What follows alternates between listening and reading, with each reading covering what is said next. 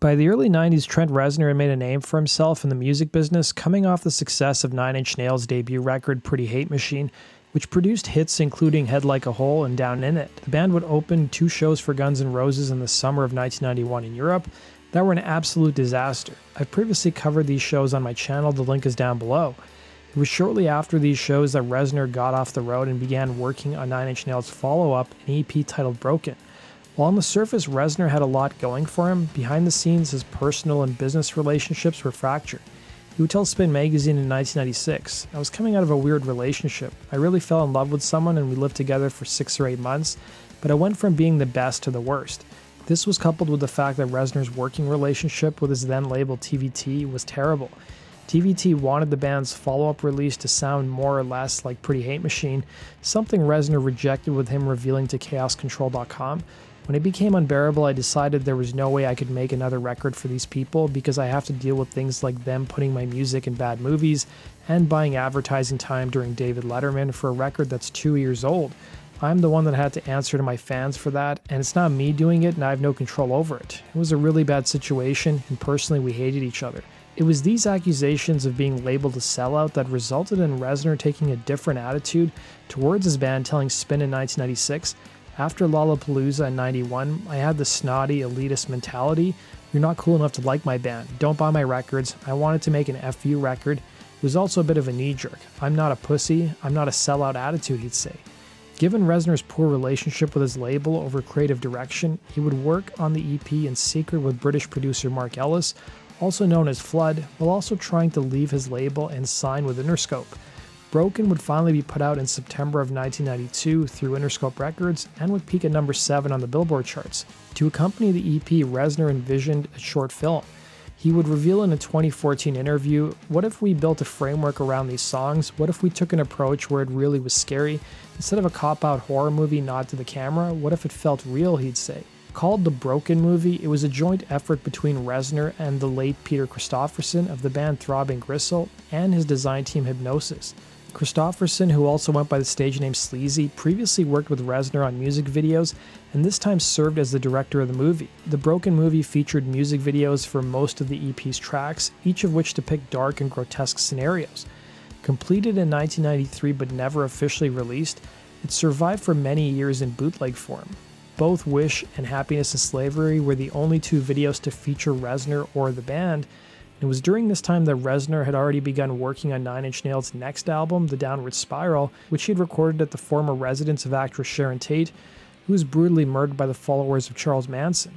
Reznor was already dealing with controversy by recording at the Tate home, so the film would have likely only made things worse, recalling, "I thought, enough, I don't know that I need this kind of thing. With the house, it felt too stunty, and Peter agreed, so we shelved it," referring to the film.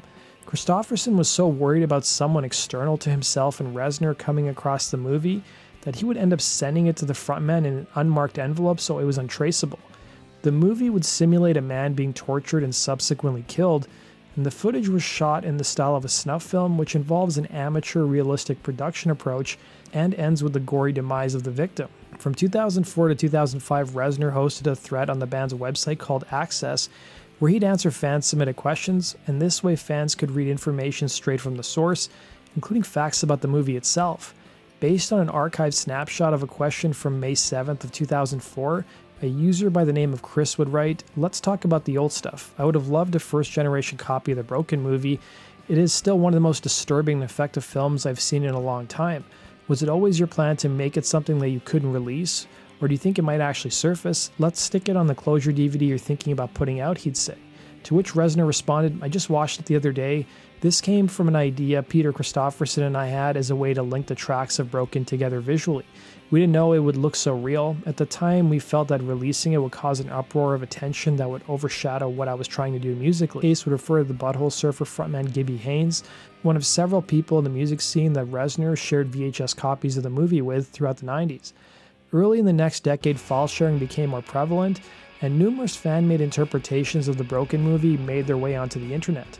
By December of 2006, what's believed to be an original copy of the movie in the form of a DVD image was uploaded to the torrent site The Pirate Bay.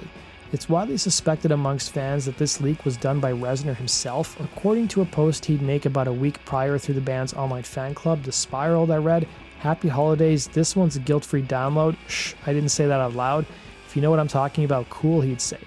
Another idea that supports this claim is that Reznor's relatively lax attitude towards piracy. By his own admission, he was a member of the now-defunct BitTorrent community, Oink, which was accessible through invitation only, although it's unknown whether Oink was used in facilitating the online leak of the movie.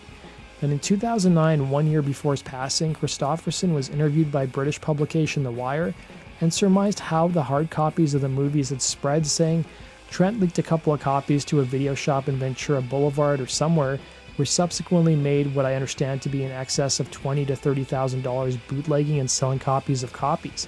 Because Nine Inch Nails were on the charts with no video, it became one of the first viral distribution products, so loads and loads of Nine Inch Nails fans copied their copies and distributed them because the net wasn't really working for video then, he'd say.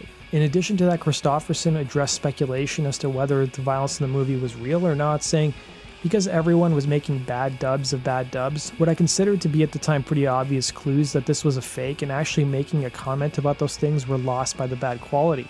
Unfortunately, a lot of people, especially kids, started to believe that it was a real Snuff movie. He also expressed some regret about the outcome of his presentation, saying, it was never my intention to bring harm to people. I do think people can be harmed seeing things, especially unexpectedly, that put them in the position of empathizing with someone being tortured and murdered. That's a hard thing to watch.